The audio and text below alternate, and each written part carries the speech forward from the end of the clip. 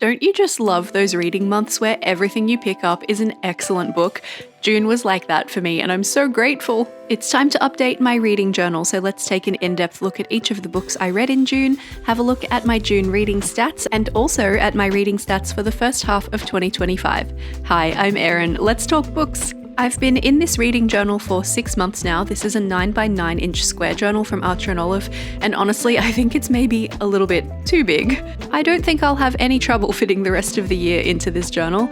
Let's start by updating all of my yearly trackers at the beginning of the book, starting with this one, which is just a list of all of the books that I've read throughout this year, and they're in numbered order that I've read them as well, which just makes it easier for me to keep on top of my reading goal. My reading assistant Mitsu is here to make sure I'm updating everything correctly. It is always fun having cats around when you're journaling. They're excellent reading companions, but they do tend to like to get in the way when you're journaling. It's making me pretty happy that my first spread of books read is almost full for this halfway point of the year, because that means I've left the right amount of space. I actually have a second spread for that tucked behind a little Dutch door, so I have some overflow space there. I wanted to colour in some books on my series tracker. I filled those out last month, but I forgot to actually colour in the data. And over here on my book bingo, I can fill one more in. This is the Grumpy and Sunshine category on my romance bingo. One of the books I read this month was Great Big Beautiful Life by Emily Henry, and I think that fits the Grumpy and Sunshine trope pretty well, so coloured that one in. We'll come back to the reading goal once I know how many books I finish for the month, but for now let's move on to some monthly tracker updates. So this is my dashboard spread for June. If you'd like to see how I set it up, you can check out my reading journal video from last month. I'll have that linked down in the description for you. I like to track the start and end dates of the books that I read on a calendar. I just like the way the data looks represented that way. It is just for fun. I don't get any greater purpose out of doing this besides just enjoying doing it. And I like to match the colours of the pens that I use for this to the colours of my theme for that spread. So for June, I had this academia kind of theme going on, and it had some dark red and some beige tones, so I've matched those. I like to update my reading journal in a few different sessions over the course of the month, so sometimes when we're updating this calendar you'll see all of the dates stopping at the same point. That is because that is the date that I was working on the journal. This dashboard spread stays pretty much the same from one month to the next, so on the left side of the calendar I have space for some reading stats for the month. We'll fill those out together towards the end of this video once the month of June has ended at the time that I'm using the journal. And on the right side of the calendar I like to put a mini book cover for each of the books that I've read over the course of the month, and I like to keep the star rating underneath each of those books as well, and also my Peach rating, which is the rating system that I invented for rating my books. That comes out to a little decimal point number that's out of 5, so I like to include that on this spread as well. At the moment I don't have a book bracket or like a highest rated book of the month thing going on anywhere in the journal, but I do like to have the data available just in case I decide to add something like that to the journal at a later date. There is so much cat hair stuck to this stamp. I pretty much exclusively read ebooks and audiobooks. I don't really interact with printed books very often at all, so having the book covers somewhere in my reading journal is kind of the only way I get to interact with the cover art, and I really like having that opportunity to have it featured somewhere. So this page often ends up being one of my favorites. It's just so dynamic by the end of the month. Flipping back to my Page Majors spread back in my yearly trackers at the start of the journal. The Page Majors is my book club that I run through the channel membership program here on YouTube. We pick one book per month and we read it together, and then we have a little voice call over on Discord where we discuss the book and I come up with some questions and we talk about it, and it is so much fun. So I've just added the book cover for our July book there, which is The Thursday Murder Club by Richard Osman. Thank you so much to Lee for suggesting this one. All the books we read are suggested by the members, and this one is actually coming out as a movie on Netflix in August, so it was very good timing. But the first review page we're setting up here is actually for last month's Page Majors book, which was Blood Over Brighthaven by M.L. Wang. Thank you so much to Dragona for suggesting this one. And big thanks to Journal Safe for supplying most of the ephemera that I'm using in my journal for this entire month. If you like the look of any of the stationery I'm using in this video, jump into the description because I have linked to all of it for you down there.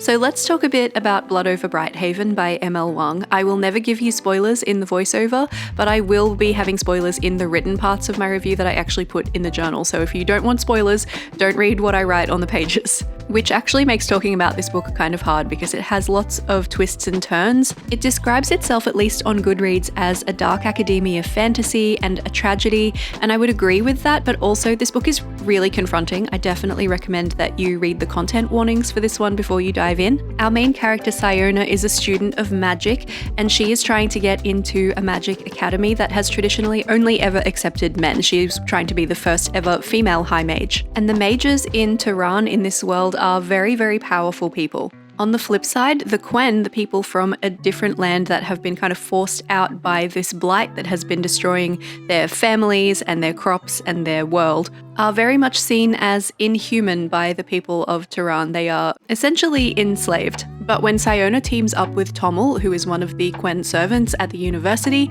they are able to discover some things that they're not sure anyone else has ever discovered before.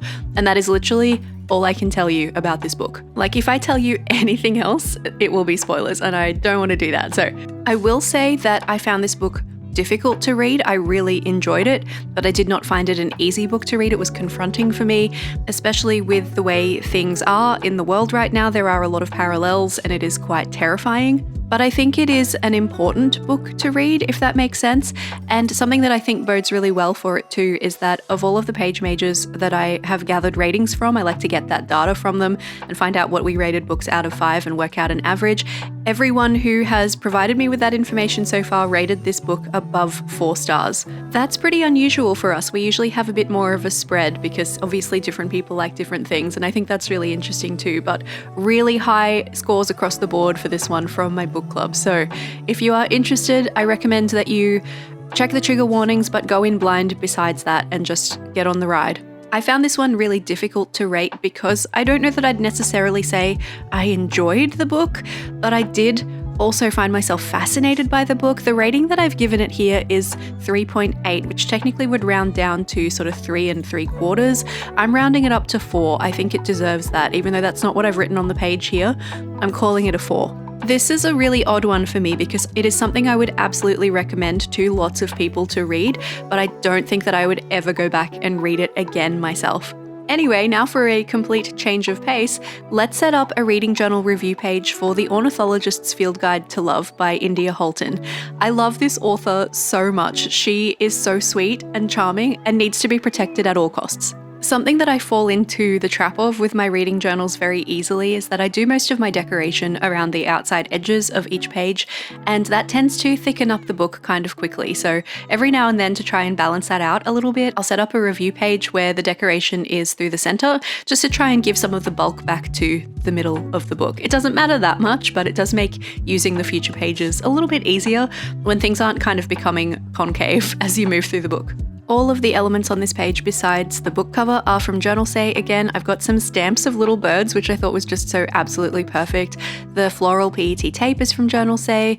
The arch little sticker that I have ended up mostly covering is from Journal Say, and so are the ticket ephemeras as well. Even the ink pads and also the letters that I stamped the book title with, you can read that a little bit better in person, I promise.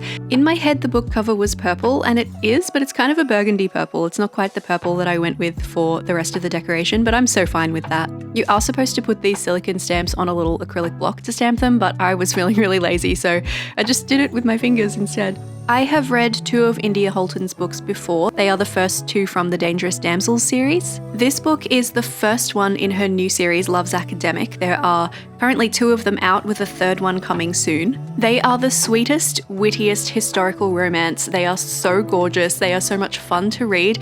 India Holton definitely has a very unique voice. She has a very particular kind of wit.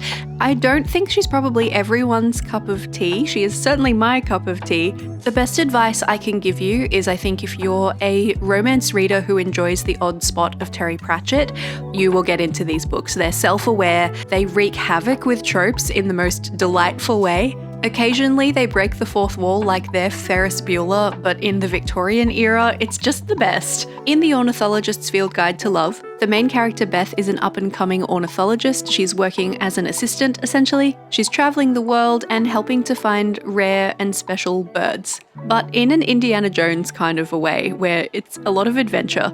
The male main character, Devon Lockley, is working for the nemesis of Beth's mentor. They find themselves in competition for the title of Birder of the Year by finding and capturing an endangered bird called the Caladrius, but very quickly work out that they are better as a team than as opponents. If you've spent a great deal of time in the romance reading community, you may have come across the trope only one bed, which is, for me, one of my favorites.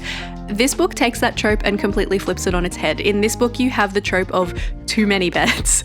I can't explain it, you would just have to read it for yourself. I gave this one 4.1 on my Peach rating scale. If you're interested in my Peach rating system, I have a whole video about it that you can check out in the description. And I definitely want to read more from this series, so I'm adding it to my series tracker as well.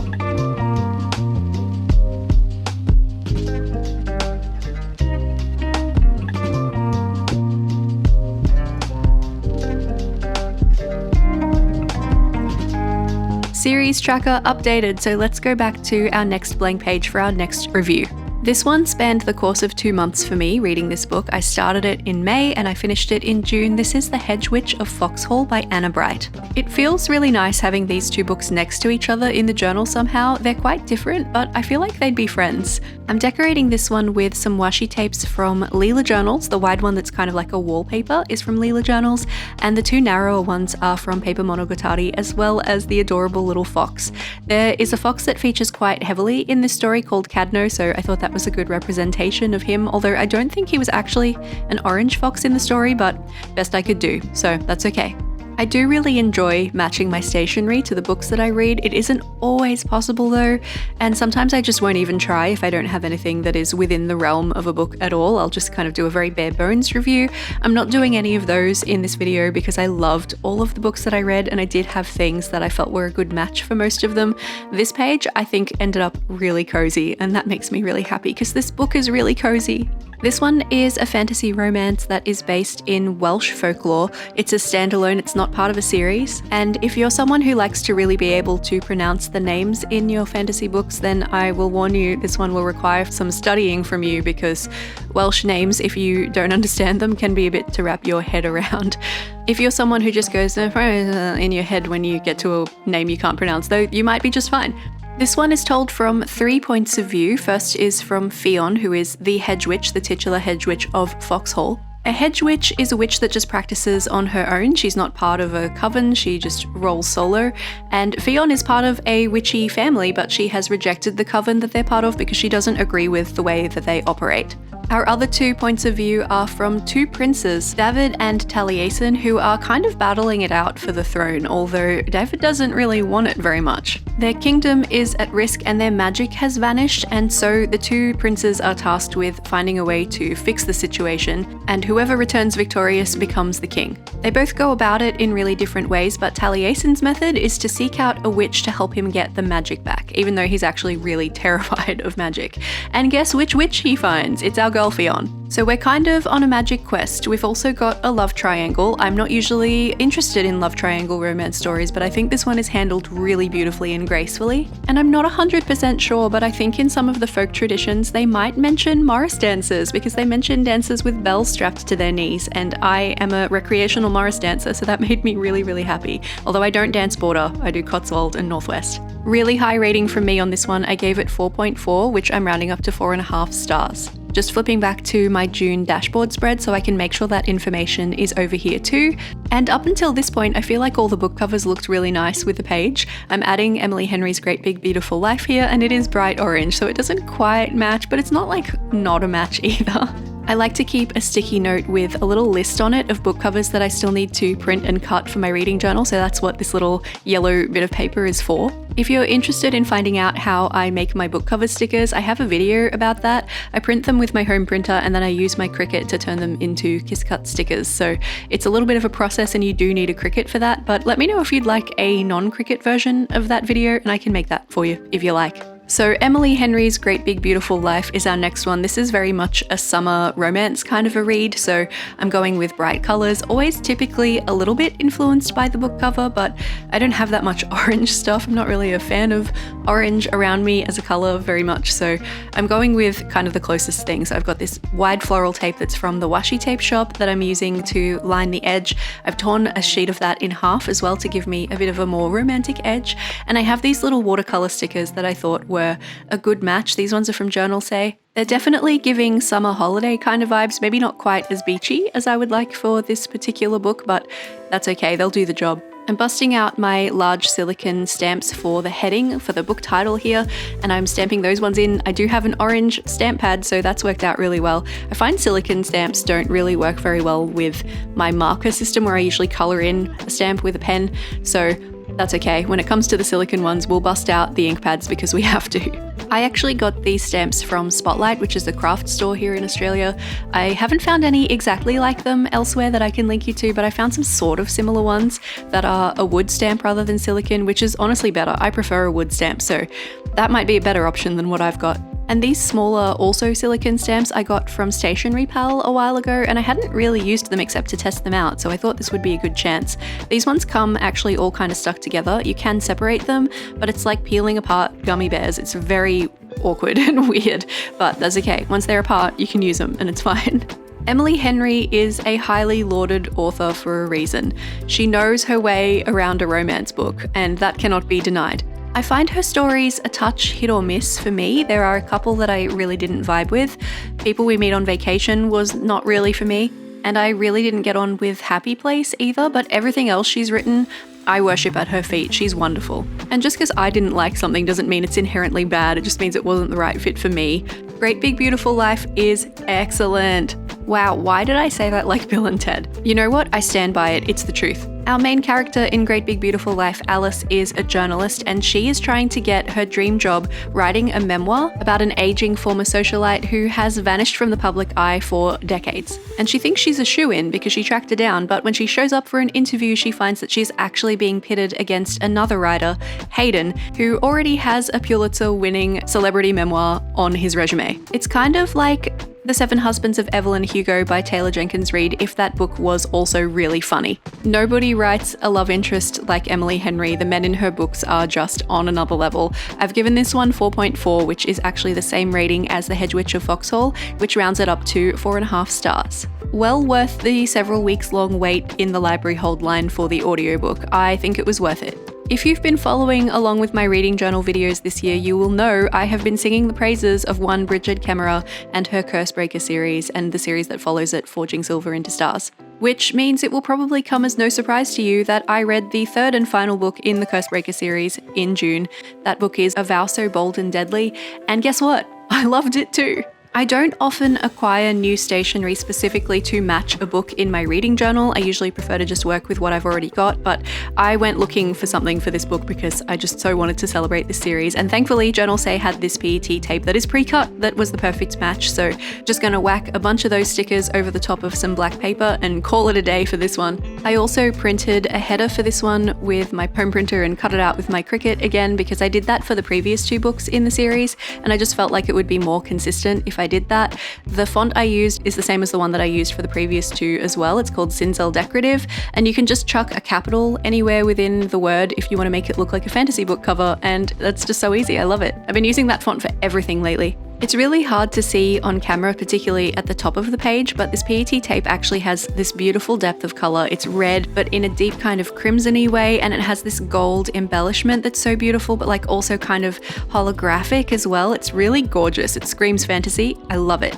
It actually maybe kind of pulls a little bit dark fantasy, which is not what this book is, but it matches really well with the book cover. You'll see when I put that down on the page, so worth it. This is another book that's going to be really hard to talk about without spoilers because it is the third book in a series, so obviously stuff that happens in this book is a result of things that happened in the first two books, and I don't want to spoil the whole series for you, although I did technically read the first book in the second series before I read these ones, so I did have all of this stuff kind of spoiled for me, but I didn't mind, so there that is. About the series generally, they are YA fantasy in a medieval kind of a setting, but with, I guess, a touch of a sci-fi twist because the people with magic in this world can jump between worlds and go to our world, specifically Washington, DC, apparently. I guess the two worlds are somewhat parallel, and that seems to be where the lands of this world overlap with ours. For some reason, I'm having some trouble with my star rating stamp and my Tombow Fudenosuke here. That's usually my winning combo, but they don't want to play today. I think I must have used a different ink on the stamp and it's repelling it, I guess. So we're just going to go back to the ink pad to make this one work.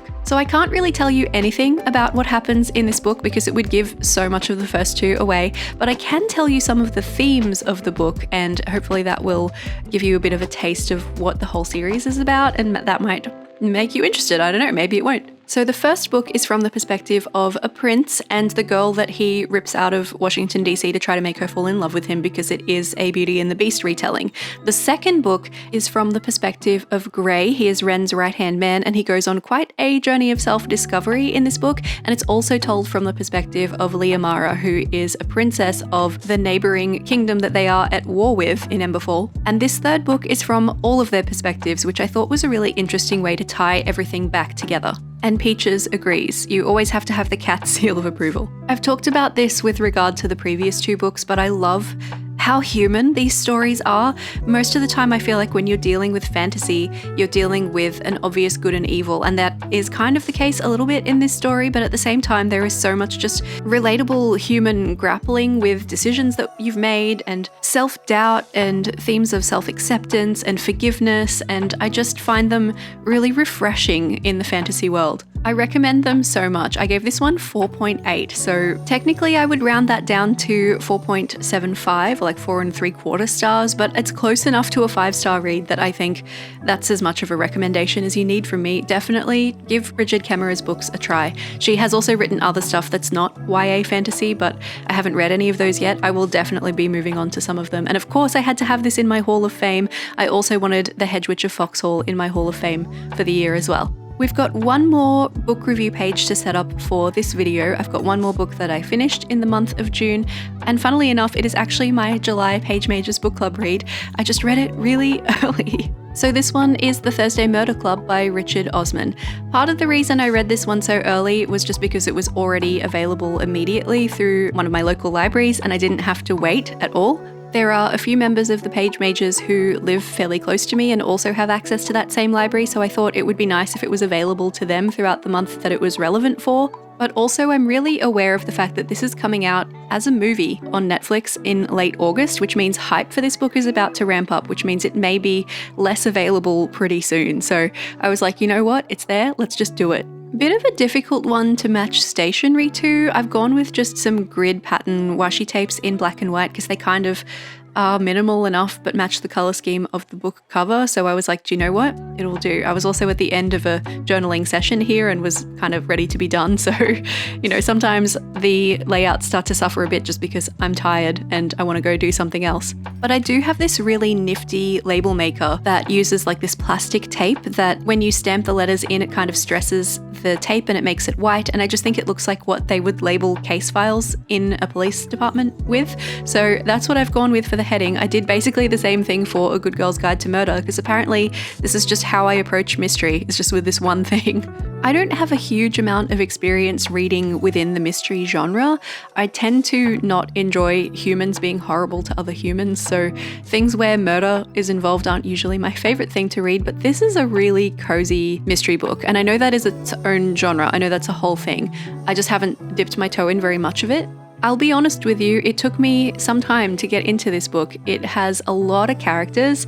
They all are doing really different stuff. It got a little bit hard for me to keep track of at times, but it did get its hooks into me and I really enjoyed it by the end. So definitely stick it out if you find that you're struggling in the first maybe third of the book. It's worth pushing through that. I know that's not the most fun when people tell you that, but it is true of this book, at least for me. So the setting is Kent, England, and we are hanging out with some retirees in their retirement community. They're looking after their friends with dementia, they're doing Pilates, they're trying to catch up with their children, but on Thursdays, they have Murder Club, where this group of very savvy seniors get together and try to solve crimes. It kind of reminds me of Only Murders in the Building if it were a lot more British. And it does a really good job of showing that people who are older in our community are not necessarily just a burden to society as they are so often made out to be in media. It shows that they have really rich lives and they still have skills and they can put them to use, because this Thursday Murder Club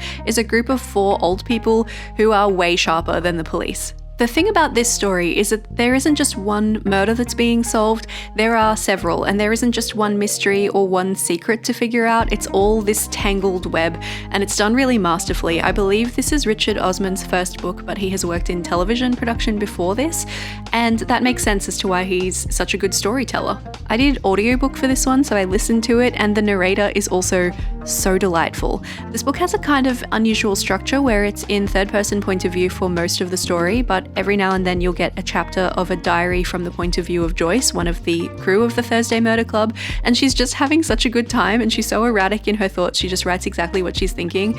It's so endearing and fun. I've given this one 4.1, so I'm rounding that down to a flat 4 stars, which I think is pretty good.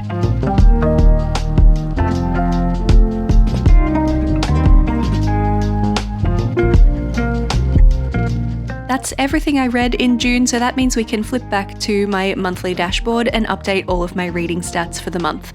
I like to use Storygraph for this. It's really easy to track your reading and just have it spit out this data at the end of the month. And I have my Storygraph linked in the description in case you want to be friends. I have Goodreads as well, but I don't actively update it anymore, so you can still follow me there if you want to, but it's not a very exciting place.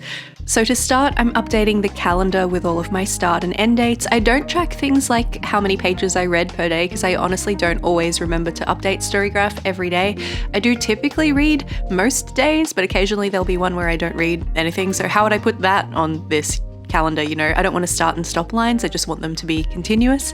I've added a book cover for Serpents of Sky and Flame by Rebecca F. Kenny, which is the book I am reading at the moment that's kind of carrying over into July for me, and I'm actually reading that one in a physical copy, which is very unusual for me.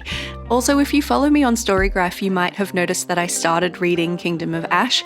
I only got 45 minutes in and I was like, oh, I don't think this is the time for this for me. This book is like 25 hours long on audiobook, so I kind of put it on pause, but the pause option seems to have disappeared from Storygraph. I know they added that at one point. I don't know. I don't seem to have it anymore. Anyway, on to my monthly stats. I completed 6 books in June, and the average time it took me to finish a book was 9 days. I read 905 pages and 45.75 hours of audiobook, and this month I read only fiction stories, no non-fiction. I've set up some tags within Storygraph so I can track how many of the books I read I obtain through the library versus ones that I paid for in some way, whether that's by purchasing it as an ebook or if it's from using an Audible credit, because you do pay for those. And I started accidentally filling out this pie chart in the wrong place. I started doing it on the format pie chart by accident. That's okay, we just move it over to the library one. In June, 57% of those 6 books that I read were sourced through the library, whereas I paid for the other 43%. And I got really lucky with my mistake there from colouring in the format chart when I was supposed to be colouring in the library chart, because I could just adapt the format one. It was kind of going to work out okay. I read 67% audiobooks this month, 33% digital. My average rating was a very respectable 4.25 stars, so 4 1/4. I usually will also write what the average rating was in numbers next to the stars, but because it was something that fit really well into the star rating stamp, I thought I'll just leave it like that this time. And as far as genres, the genres I covered this month were fantasy, romance, historical, young adult, mystery, and contemporary. With my monthly reading stats all set up, let's flip back to my overall tracker for the year and colour in all of the books that are going to represent June. I'm going with brown, which is a choice because I'm going with a similar colour theme for July in my journal, but there aren't very many months of the year I get to feel this cozy. It's winter for us right now, so I'm still wanting to lean into that while I can. This is everything that we've done for June, not including Blood over Brighthaven because it was a page before the dashboard. This page I'm pretty happy to leave blank. I will probably put my Serpents of Sky and Flame review there since I did read 88% of it last month. And since we are at the halfway point of the year, I thought it would be really fun to put some mid-year reading stats on our next spread. So a similar colour scheme as you can see to the previous month, but a little bit darker. We've got some black going on in this one, which we didn't really have in the last one. Once again, I've got all of the data for these stats from Storygraph. This one is not really included in the free version. You have to have the paid version of Storygraph to get access to the comparison tool, which is what I used here to compare my all-time reading to my reading so far this year, which is how I got the stats for my reading so far this year.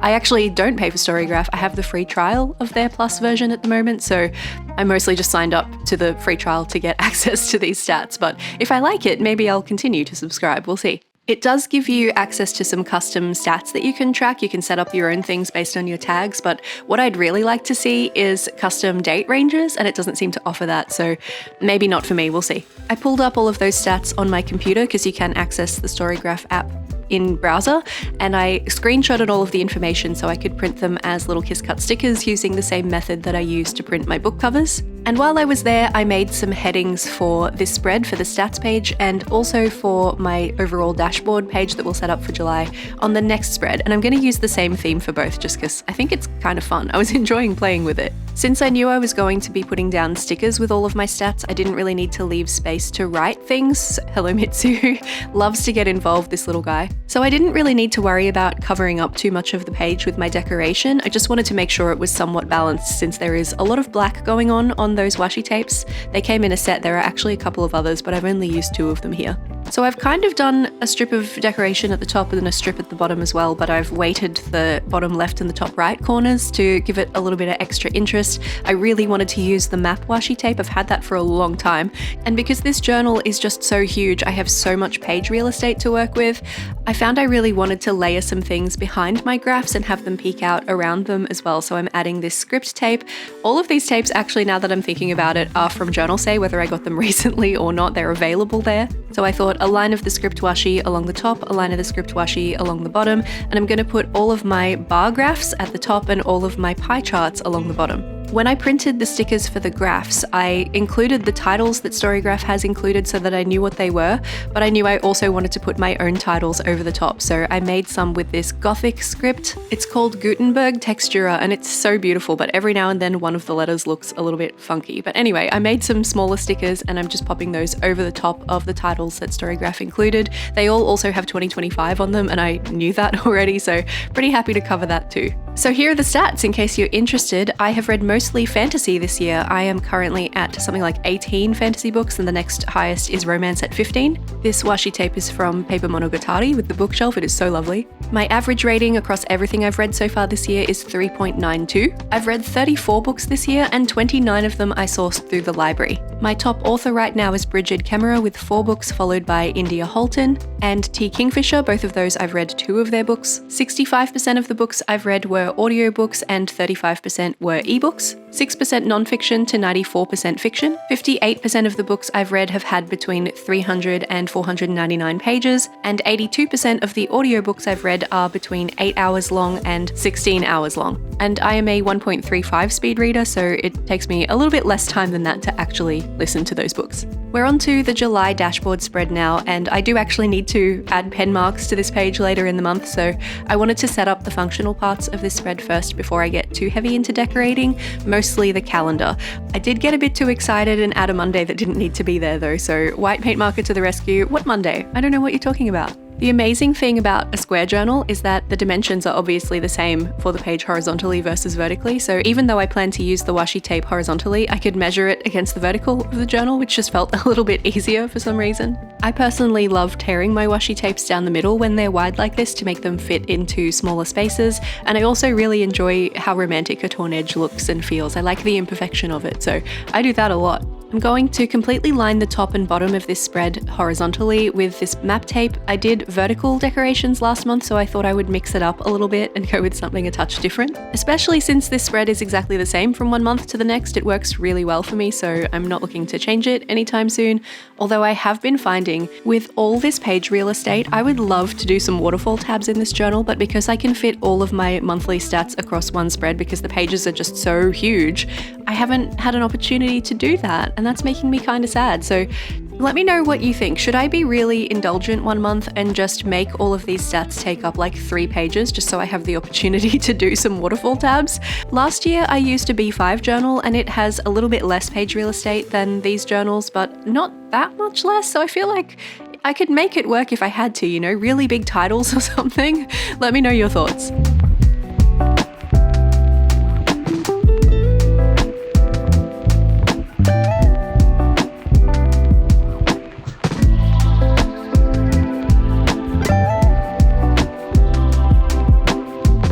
made some teeny tiny little Monday, Tuesday, Wednesday stickers to sit at the top of the calendar spaces, so I'm just going to pop those at the top of the respective columns.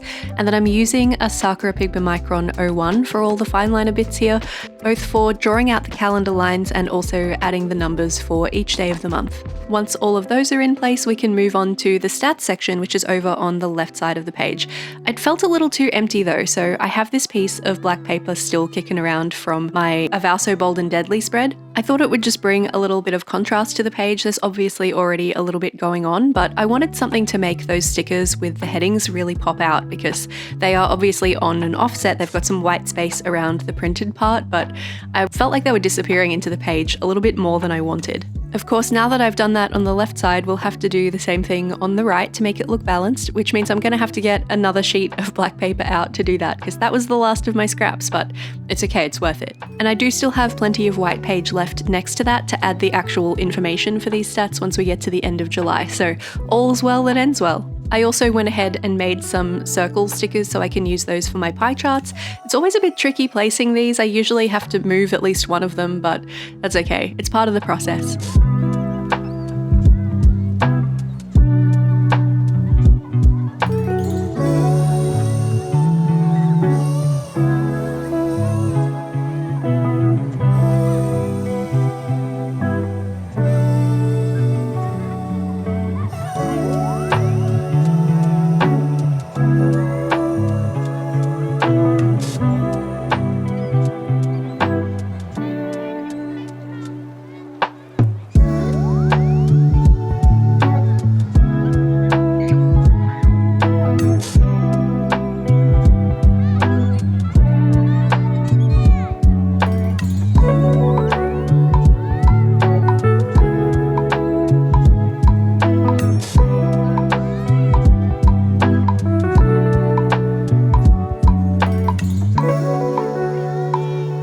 Let's go ahead and add a couple of book covers for the books I have on the go right now. So of course the aforementioned Serpents of Sky and Flame by Rebecca F. Kenny. I'm so close to being finished that one, it will happen very soon.